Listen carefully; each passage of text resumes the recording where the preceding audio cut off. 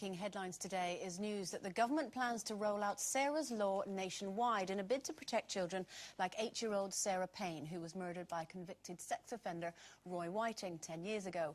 From this week, every mother and father, carer and guardian will have the right to ask police about the background of any adult left unsupervised with their youngsters. This would not mean unrestricted, open access to the sex offenders register. So do we welcome this law? Do you think this is a good idea, that it's finally coming through? I do.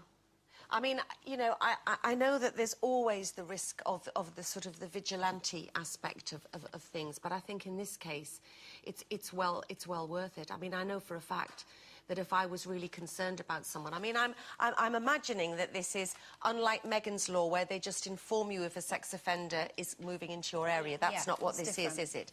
This is if you have concerns about you know, where if your child is at a playgroup or if he's at a sort of Cubs type of place, or just actually being, you know, with somebody unsupervised, that you can choose to ask if they have a record, if they're a sex offender, and I think that should be welcomed. Well, it's already been trialled, as it were. It's been piloted and apparently has been deemed a success, which is why it's now going to be rolled out across the country. What about the worry that once you have that information, what do you do with it? You know, how do you feel once you know that you have a sex offender living nearby? Whoa, it's really heavy information to be the keeper of. And I think most of us as parents welcome it, to the fact that we can have access to the information, because our job as parents is to keep our kids and everybody else's kids safe. And so if you have the information, I think as a parent, your natural thing is to want to pass the information on, you know, to other parents. There are, of course, you know, people that would have the information and don't take the responsibility. And take it well. Well, to give you an example, a friend of mine discovered that she had a sex offender living across the road from her, and she told her husband, who I know is a lovely bloke, a very calm, down-to-earth person, a really sensible parent, who felt compelled to go and knock on this guy's door and ask him to his face, "Are you a sex offender?" And he could tell by the reaction, because it was evident that it was the truth. That was that, and obviously, you know, the whole neighbourhood were full of it. And then one particular day, this guy, who they'd established was a sex offender, was sat on the corner of the street by a sweet shop, sort of sat back in the bushes. She walked past and asked him to move on, given that she knew what his background was. He swore at her. She told her husband. Her husband then went round to this man's house, knocked on the door.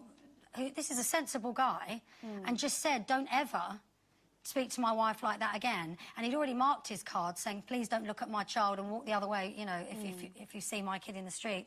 Did he hit him? He got him up against the wall, because, you know, it's a very emotive thing, this subject, and it does make people feel very passionate.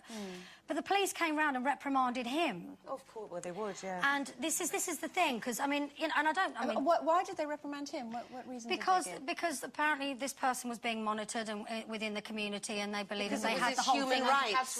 And it was within their control. So I don't wonder how the police... I mean, I don't worry about whether the police are going to deal with it, because, frankly, you know, it's up to us to protect our kids, and it's up to the police to deal with that lot. Can I just say, I mean, talking about the police, I know a couple of people who are policemen, and you know, we've discussed this, obviously, you know, because I have children, and you know, friends of mine always have children, and the ones that I've spoken to, obviously I can't speak for the whole police force, they're a little bit hesitant about this because of the kind of example that you've just given there, because 99% of the time they know where these sex offenders are, they are keeping an eye on them in a very quiet way, but once the information becomes public knowledge, then it stirs up trouble. Now, I'm not necessarily taking sides here. I'm just saying that there are people that don't agree with it. I think it's a confusing area for the police anyway, because, you know, because of many reasons. But as Lisa said, I think it's an extremely emotive subject, and we all get very... I mean, I get very het up about it, and I'm sure we all do. And, you know, we all want to do something about it, don't we? And of course, naturally, we would. I mean, I think isn't it a sad world that we live in, that we mistrust every man that do you know what I mean, walks by, and you go, "Oh, he could be, couldn't he?" You know, and I think that's what we mustn't do. But I have to say, I mean, my father, who looked after my little girl, And Keely was always one for just wearing knickers and, you know, and running around. And he every day went to the playground with her, and every day he'd bounce her on his knee and he'd hug her and kiss her, and oh, he just loved her so much. And then one day these four ladies not only just stared at him, but actually said something awful to him. And he came home and cried, you know, because he said, my own granddaughter. And from that moment on, he felt he couldn't do that again. Isn't that sad? But the that we get to suspicion that lifts position, now, because now you can actually find out for sure. I just think that if there were stricter penalties, then they wouldn't be released back into the community so quickly anyway, and there wouldn't be, you know... Absolutely. OK, well, let us know what you think. Go to the forum, itv.com/loosewomen.